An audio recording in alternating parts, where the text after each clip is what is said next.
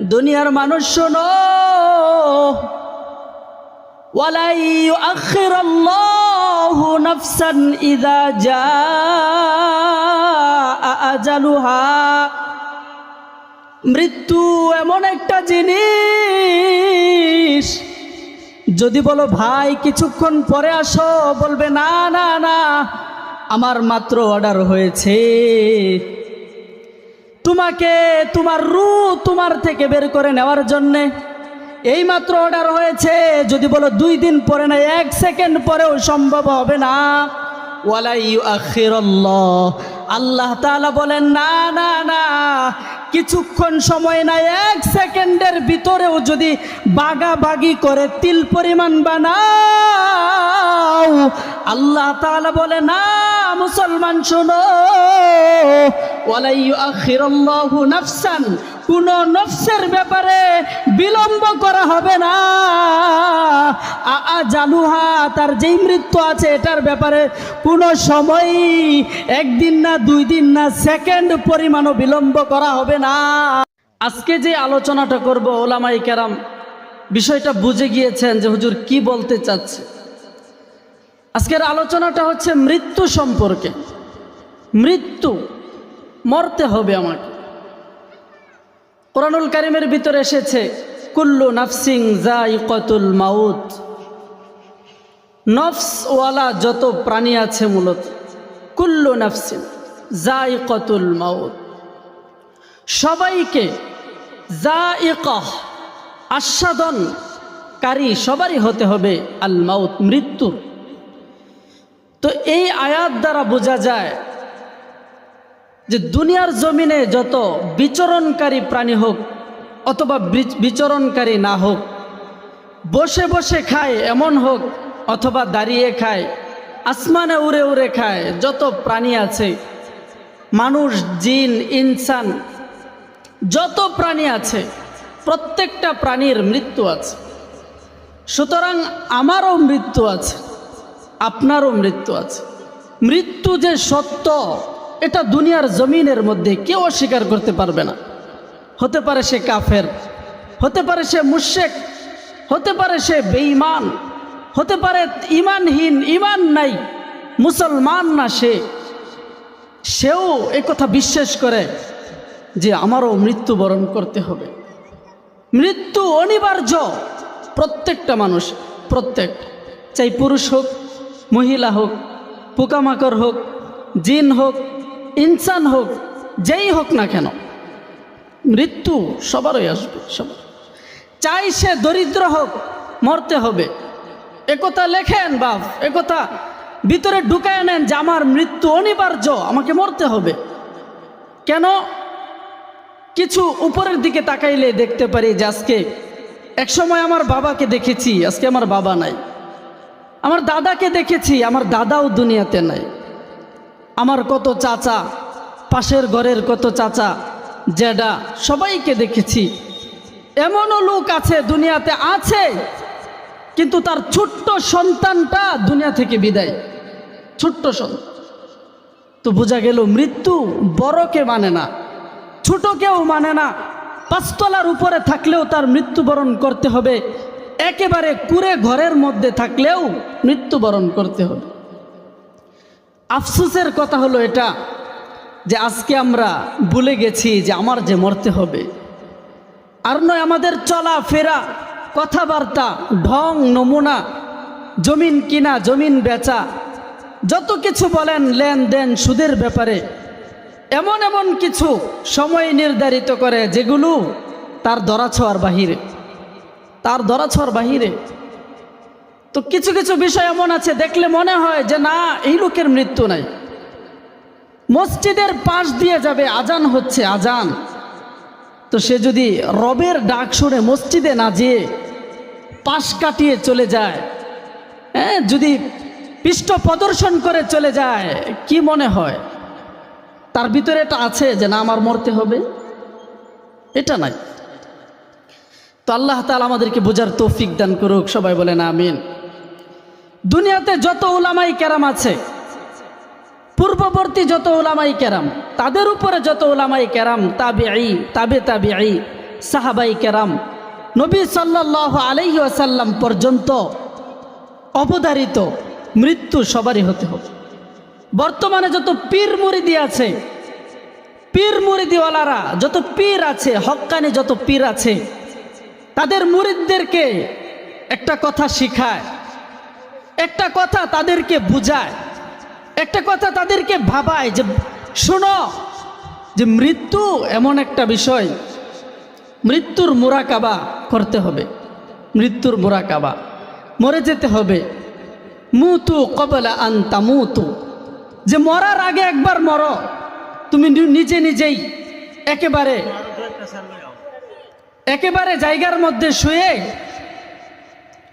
একেবারে খালি জায়গার মধ্যে, মাটির মধ্যে শুয়ে তুমি একবার চিন্তা করো যে আমার তো দুনিয়া ছেড়ে দিতে হবে, আমার মৃত্যু হয়ে গেছে, এমন একটা চিন্তা তোমার ভিতরে ঢুকায়া নাও। আমার জন্য মানুষ দৌড়াচ্ছে বিভিন্ন জায়গায়, এমন সময় দেখবা শোয়ার পর ধারণা করবা আমার জন্য মানুষ দৌড়াচ্ছে। এই বিষয়টা যদি আমার চিন্তায় থাকে, মৃত্যুর আগে একবার মৃত্যু হয়ে যদি আমার দুনিয়া থেকে আমি যেতে পারি, তাহলে হয়তোবা আমার ঈমান, আমার আমল, আমার নামাজ, আমার রোজা ঠিক হয়ে যেতে পারে, ঠিক হয়ে। আজকে আপনারা যে মাহফিলের আয়োজন করেছেন, মাহফিল ইন্তেজাম কমিটি যারা আছে, তাদের হয়তোবা এই বিষয়টা থাকতে পারে। এরকম যদি মুসলমান হাজার হাজার হাজার হাজার কোটি কোটি মাহফিলও যদি করো, তাহলে রবের মসজিদে একটা সেজদার সমতুল্য কোটি কোটি মাহফিল হবে না, হবে না। একটা সেজদার সামনে তোমার এই কোটি কোটি মাহফিল, সেজদার একটা বালুর কোণাও হবে না, হবে না। এই মাহফিলের জন্য তুমি নামাজ ছেড়ে দিলা, কি রে ভাই, নামাজ ছেড়ে দিলা, এটা রবের একটা বড় বিধান ছিল। আরে তোমার ঈমান তো নামাজ দ্বারা যাচাই, ঈমান নামাজ দ্বারা যাচাই, তুমি নামাজ কেন ছাড়লা বল? মাহফিলের জন্য বললাম তো, হাজার হাজার মাহফিল, কোটি কোটি মাহফিল দিয়েও একটা সেজদার সমতুল্য হবে না বাপ। কত মসজিদের ইমাম সাহেবরা কণ্ঠ ফাটায় ফাটায় কথা বলে, কলিজা ছিঁড়ে কথা বলে তোমাদেরকে, এরপরেও কি এই কথাটা আমার ঢুকে না ভিতরে যে আমার তো এই দুনিয়া ছেড়ে দিতে হবে, ছেড়ে দিতে হবে বাপ, ছেড়ে দিতে। কেমনে তুমি এটা ভিতরে ঢুকাইলা যে নামাজ ছাড়া মাহফিলের কাজ আমার করতে হবে? কেমনে ঢুকাইলা, কেমনে? আল্লাহ তাআলা আমাদিগকে বোঝার তৌফিক দান করুক। আজকে আমার যে জিহ্বা লড়তেছে, রাসূলুল্লাহ সাল্লাল্লাহু আলাইহি ওয়াসাল্লাম বলেন, আকসিরু যিকরহা, যিকরহা মিন লাজ্জাত, তোমার যে জিহ্বার স্বাদ জিহ্বা গ্রহণ করে নিচ্ছ, গরুর গোশতর আলাদা স্বাদ, মুরগির গোশতর আলাদা স্বাদ, খাসির গোশতর আলাদা স্বাদ, কার্ফু মাছের আলাদা স্বাদ, সিলভারের আলাদা স্বাদ, পাঙ্গাসের আলাদা স্বাদ, তেলাপিয়া মাছের আলাদা স্বাদ, বিভিন্ন আইটেমের স্বাদ একটা জিহ্বার মধ্যে নির্বাচন করছো। মুসলমান শুনো, এই জিহ্বাও ওই দিন স্তব্ধ হয়ে যাবে যেদিন তোমার চক্ষু এবং নিঃশ্বাস বন্ধ হয়ে যাবে, বন্ধ হয়ে যাবে যেদিন। তো ওই দিনও যে হাত আজকে আমার লড়তেছে, ওই দিন এই হাত স্তব্ধ হয়ে যাবে, জবান স্তব্ধ হয়ে যাবে, কথা বলতে পারবে না, কথা বলতে পারবে না। মুসলমান একটু মনোযোগ দিয়ে শোনো, মৃত্যু সবারও হয়েছে। রাসূল সাল্লাল্লাহু আলাইহি ওয়াসাল্লামও মৃত্যুবরণ করেছেন, মৃত্যুবরণ করেছেন। তো আল্লাহ তাআলা আজরাইল আলাইহিস সালামকে, আজরাইলের নাম আমরা জানি তো নাকি, যেটাকে আমরা ডাইরেক্ট ভাষায় চিনি মালাকুল মউত, অর্থাৎ আজরাইল আলাইহিস সালাম। যতটুকু আলোচনা করব একেবারে আমলের নিয়তে শুনবেন, যতটুকু আলোচনা হবে সেটা সুর হোক অথবা সুর ছাড়া হোক, একেবারে যেটা এই কথাটা, এই বিষয়টা, মৃত্যু আমার মরতে হবে, এই বিষয়টা যাতে অন্তরের সাথে গেঁথে যায়, একেবারে গেঁথে যায়। আল্লাহ তাআলা আমাদেরকে সেই তৌফিক দান করুন। আল্লাহ তাআলা কোরআনুল কারীমের ভিতরে বলেছেন, দুনিয়ার মানুষ শোনো, ওয়ালা ইউআখিরুল্লাহু নাফসান ইযা জাআ আজালুহা, মৃত্যু এমন একটা জিনিস, যদি বলো ভাই কিছুক্ষণ পরে আসো, বলবে না না না, আমার মাত্র অর্ডার হয়েছে, তোমাকে তোমার রূহ তোমার থেকে বের করে নেওয়ার জন্যে এই মাত্র অর্ডার হয়েছে। যদি বলো 2 দিন পরে না, 1 সেকেন্ড পরেও সম্ভব হবে না। ওয়ালা ইউআখিরুল্লাহ, আল্লাহ তাআলা বলেন না না না, কিছুক্ষণ সময় না, 1 সেকেন্ডের ভিতরেও যদি বাগাবাগি করে তিল পরিমাণ বানাও, আল্লাহ তাআলা বলে না মুসলমান শোনো, ওয়ালা ইউআখিরুল্লাহু নাফসান, কোন নফসের ব্যাপারে বিলম্ব করা হবে না। জালুহা, তার যেই মৃত্যু আছে এটার ব্যাপারে কোনো সময়, 1 দিন না 2 দিন না, সেকেন্ড পরিমাণও বিলম্ব করা হবে না। এই আয়াতের দ্বারা প্রমাণ হয়ে যায় এই দুনিয়া আমার চিরদিন না, হতে পারে সেটা 10 বছর, হতে পারে 1 দিন, হতে পারে 5 বছর। আজকে 10 বছর, 20 বছর, 40 বছরের যুবক ও 50 বছরের যুবক, শোনো, মৃত্যু অনিবার্য, আমার তোমার মরে যেতে হবে। এই বিষয়টা যদি ভিতরে ঢুকাও, হয়তোবা তোমার ব্যাপারে এতটুকু হতে পারে, নিজের ভিতরে এই চিন্তাটা আসতে পারে যে আমার নামাজ পড়তে হবে, আমার রোজা রাখতে হবে, আমার হজ আমার করতে হবে। শয়তান তাহলে আমাকে ধোঁকা দিতে পারবে না, শয়তানের কথায় আমি প্রতারিত হতে পারবো না, ওয়াসওয়াসা দুশমন আমার ভিতরে আক্রমণ করতে পারবে না। কথা বলেন ঠিক কিনা? তাহলে এই কথা যে ভিতরে ঢুকায় নেন যে মরতে হবে, আমাকে মরতে হবে। আল্লাহ তাআলা আজরাইল আলাইহিস সালামকে শেষ সময়ে জিজ্ঞেস করবে, কিরে আজরাইল, তুমি এই পর্যন্ত যত নফসকে মেরেছো, যত রূহকে তুমি কবজ করেছো, ও আজরাইল, সবচেয়ে বেশি তোমার কষ্ট কোন কোন রূহগুলোর ব্যাপারে হয়েছিল? আজরাইল আলাইহিস সালাম বলবে, আল্লাহ, আমি যত নফসকে, যত রূহকে আমি কবজ করেছি, আমার 2টা রূহের ব্যাপারে সবচেয়ে বেশি কষ্ট হয়েছিল। 1 নাম্বার হলো সমুদ্রের ভিতরে একটা জাহাজ ছিল, জাহাজ, ওই জাহাজ ডুবন্ত অবস্থায় একজন গর্ভধারিণী মহিলা ছিল, ওই মহিলার রূহ যখন আমি কবজ করতে গিয়েছি, তখন আমার সবচেয়ে বেশি কষ্ট হয়েছিল। আল্লাহ বলেন কেন কষ্ট হয়েছিল? কারণ হলো এই গর্ভধারিণী মহিলা সন্তান প্রসব করেছে, এমন সময় যদি আমি এই মহিলার জান কবজ করে নিয়ে আসি, তাহলে এই ছোট্ট বাচ্চার, এই শিশুটার কি অবস্থা হবে আল্লাহ। ওই সময় আমার ভিতরে অনুভূতি জেগেছিল, আমার মনে হয়েছিল না, এই গর্ভধারিণী মায়ের, প্রসব কর্নেওয়ালা মায়ের জান কবজ করলে যদি করি, তাহলে এই শিশুর জন্য কষ্ট হয়ে যাবে। মুসলমান, এই আজরাইল আলাইহিস সালাম আল্লাহকে বললেন, আল্লাহ, যদি জান কবজ করে নেই, এই শিশুটার অনেক কষ্ট হবে। ওই সময় আমার ভিতরে মনে হয়েছিল এই জানটাকে কবজ না করা হোক।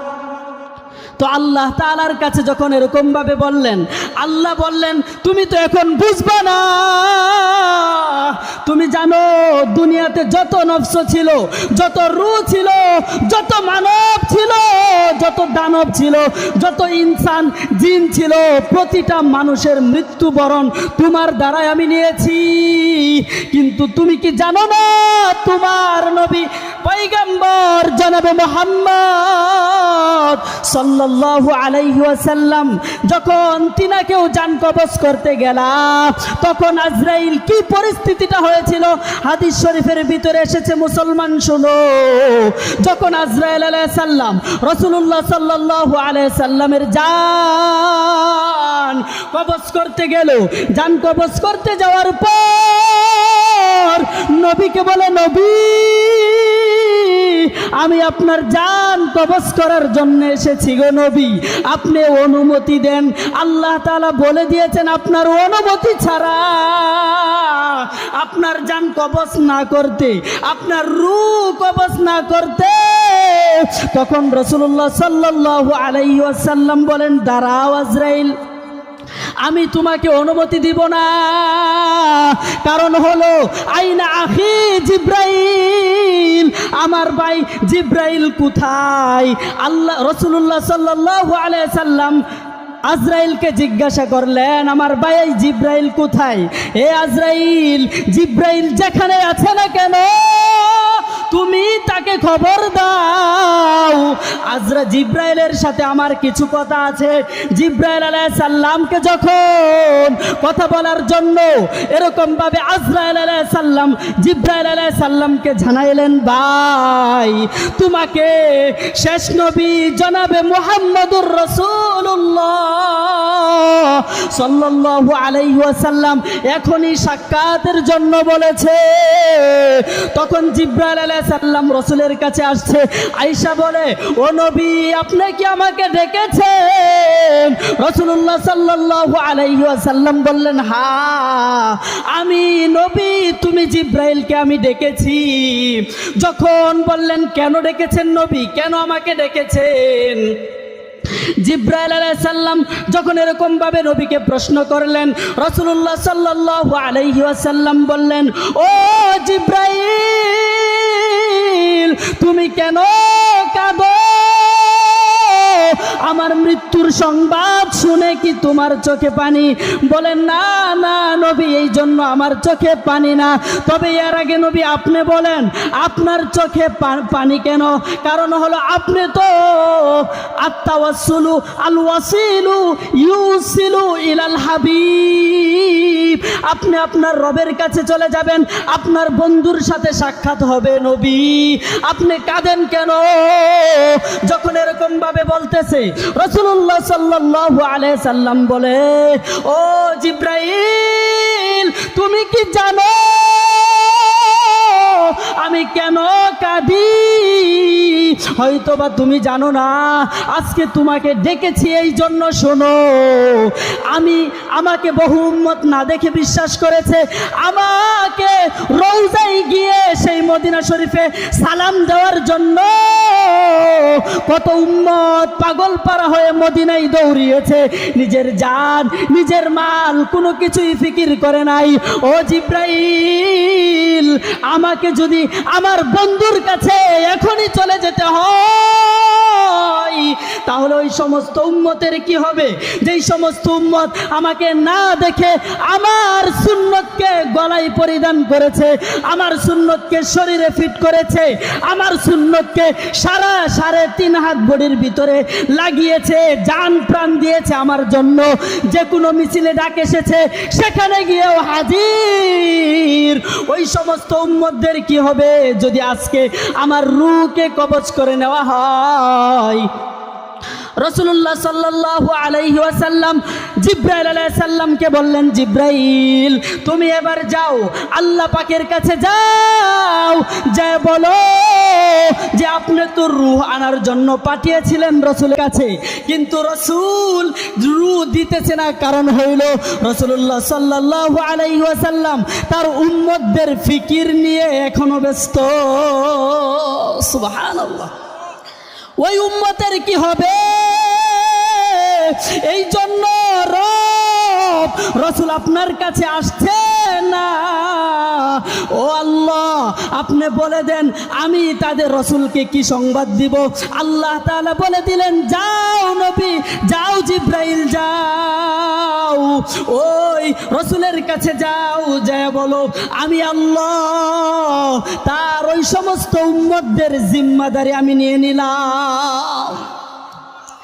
রাসূলুল্লাহ সাল্লাল্লাহু আলাইহি ওয়াসাল্লামের মৃত্যুর সময় যখন ঘনিয়ে এসেছিল, রাসূল জান দেয় নাই, বলতেছে আমাকে যারা না দেখে বিশ্বাস করেছে, আমার সুন্নাহকে গলায় পরিধান করেছে, 3.5 হাত বডির ভিতরে, ফ্যামিলির ভিতরে, দোকানপাটে, প্রত্যেকটা জায়গার মধ্যে আমার সুন্নাহকে ব্যবহার করেছে, আমার সুন্নাহকে তারা একেবারে ফিট করে নিয়েছে তাদের জিন্দেগির সাথে, পারিবারিক হোক, সময় গনিয়ে এসেছে, ওই উম্মতের জিম্মাদারি আমি নিয়ে নিলাম। সুবহানাল্লাহ, আমি নিয়ে নিলাম জিম্মাদারি। তো মুসলমান, ওই নবীকে আমরা কষ্ট দেই যেই নবী মৃত্যুর মুহূর্তেও আমাদেরকে স্মরণ করেছেন। ওই নবীর সুন্নাহ আজকে আমরা থুতার মধ্যে লাগাই না, গলায় ব্যবহার করি না, লম্বা কুর্তা পরি না, এমন এমন পোশাক আজকে আমরা পরিধান করি যেগুলো মুসলমানদের পোশাক না, মুসলমানদের পোশাক না। চাকরি করে সরকারি অফিসে, চাকরি করে স্কুলে, চাকরি করে বিভিন্ন জায়গার মধ্যে, ব্যাংকে অথবা বিভিন্ন জায়গার মধ্যে চাকরি করে, কিন্তু এখনো তাকে দেখলে মনে হয় সে রসুলের উম্মতি না, তার ফিকিরই নাই, এ ব্যাপারে ফিকির নাই। কারণ রাসূলুল্লাহ সাল্লাল্লাহু আলাইহি সাল্লাম হাদিস শরীফের ভিতরে বলেছেন যে যত পোশাক পরিধান করবা, কাপড় পিন্দনের যেই কাপড় আছে মূলত পরিধানের, সেটা থাকবে টাকনুর উপরে। আজকে দেখলে দেখা যায় মসজিদে এসেছে বিশাল বড় অফিসার, কিন্তু তার কাপড় টাকনুর নিচে। আপনার এই অফিসারে দিয়ে কি হইল বলেন, কি হইল? যেই নবী কিয়ামতের দিবসে এরকমভাবে যখন আমল নামা দেখবে উম্মতদের, উমুকের এই অবস্থা, উমুকের এই অবস্থা, উমুকের পারিবারিক অবস্থা ঠিক নাই, উমুকের বিবি পর্দা করে না, উমুকের ছেলে নামাজে আসে না, উমুকের মেয়েটা পর্দা করে না, বেপর্দার সাথে চলছে, নবী তো কেঁদে কেঁদে বলবে, উম্মত এ কি করলা উম্মত, আমি তোমাদের জন্য সারা জিন্দিগি 63 বছর জিন্দিগি আমি একেবারেই শেষ করে দিয়েছি। এরকমভাবে পোশাক উঠায় আপনাকে যদি দেখায় যে দেখো উম্মত, তোমার আমল নামার অবস্থা, আর তোমার আমলকে বাস্তবায়ন করার জন্য, কোরআন সুন্নাহর জন্য, দিনকে প্রচার করার জন্য আমার এই পিঠ চালনির ছিদ্রের মতো একেবারে ছারছাড়া হয়ে গেছে, ছিদ্র হয়ে গেছে। এই ফল দিল আমাকে, এই ফল। দুনিয়া তো ঠিকঠাক মতে সাজাইলা, একেবারে ঘরের অবস্থা ঠিক করলা, পারিবারিক অবস্থা ঠিক করলা, কিন্তু রসুলের সুন্নতকে গলায় নিলা না। দুনিয়ার সব কিছু ঠিক হইল, কিন্তু পৃষ্ঠার এই পাশটা যেরকম ঠিকঠাক মতে সাজানো হয়েছে, এই পাশটা একেবারে সাদা কেন বাপ, একেবারে সাদা কেন? আখেরাতের কথা স্মরণ হয় না? এটাকে তো আখেরাত মনে করে সাদা রেখেছেন, তাই না? আপনার এই জমিনের পাটটা ঠিকঠাক করেছেন, কিন্তু জমিনের নিচের পাটটা একেবারেই শেষ করে দিলেন। আল্লাহ তাআলা আমাদেরকে এই ভাঙ্গাচোরা কথা বোঝার তৌফিক দান করুক। তো আল্লাহ তাআলা যখন আজরাইলকে জিজ্ঞাসা করলেন, তোমার এই পর্যন্ত কয়টা জান কবজ করার জন্য তোমার কষ্ট হয়েছে? তো আজরাইল আলাইহিস সালাম বলেছিলেন 2টা জান। বাদশাহ সাদ্দাত, ওই সাদ্দাত বাদশাহ মূলত, তো তার ওই ছোট্ট সন্তানটাই ছিল মূলত এই সাদ্দাত বাদশাহ। এই সাদ্দাত বাদশাহ দুনিয়াকে খুব সুন্দরভাবে পরিপাটি করেছে, একেবারে তার এরকমভাবে একটা বালাখানা তৈরি করেছিল জান্নাতের মতো করে। সে এটা নিজে নিজে বলেছে যে জান্নাতের মতো করে সে একটা বালাখানা তৈরি করেছিল। তো এই সাদ্দাত যখন বালাখানা তৈরি করলো, বালাখানা তৈরি করার পর এই সাদ্দাত ওই বালাখানার ভিতরে পা রাখতে পারে না। ওগো আল্লাহ, এ কেমন পরিস্থিতি! এই জায়গার মধ্যে এত কষ্ট করে 300 বছর মেহনত করে এই বালাখানা তৈরি করেছে। ওই বালাখানার ওই তৈরি করনেওয়ালা লোকটাকেও যখন পার রাখবে এমন অবস্থায় আপনি তার জানকে কবজ করলে বললেন, মালিক এটা কেমন অর্ডার! এই মুহূর্তে আমি আজরাইল আলাইহিস সালামেরও খুব কষ্ট হচ্ছে। তখন আল্লাহ তাআলা বললেন, জানো আজরাইল, এই বাদশা কে ছিল? মূলত এই বাদশাই ছিল ওই গর্ভধারিণী মায়ের সন্তান হচ্ছে এই বাদশা। তো আজরাইল আলাইহিস সালাম শুনে আশ্চর্য হয়ে গেছে। মুসলমান, যেই কথাটা মূলত আমি বুঝাইতে চাইতেছিলাম আপনাদেরকে, যে মৃত্যু অনিবার্য, আমার ছেড়ে দিতে হবে এই দুনিয়া, আপনারও ছেড়ে দিতে হবে। হাসলেও দুনিয়া ছেড়ে দিতে হবে, কাঁদলেও দুনিয়া ছেড়ে দিতে হবে, আনন্দে থাকলেও দুনিয়া ছেড়ে দিতে হবে বাপ।